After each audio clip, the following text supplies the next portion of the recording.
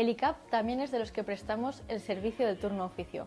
Muchos de los miembros de nuestra candidatura hemos estado o estamos adscritos a este servicio y por ello tenemos que reivindicar en primera persona una mejora sustancial, como por ejemplo el pago puntual de las actuaciones, la creación de nuevos módulos y por supuesto la mejora de los ya existentes. Por eso son prioridad para nosotros las siguientes medidas.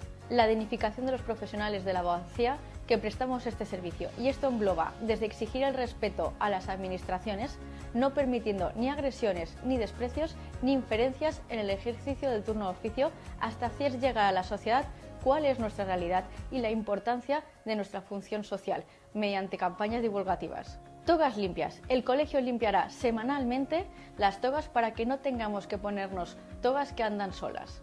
Mejora de las condiciones económicas, porque no tenemos que permitir que a veces los costes de ejercer el turno sean superiores en su retribución.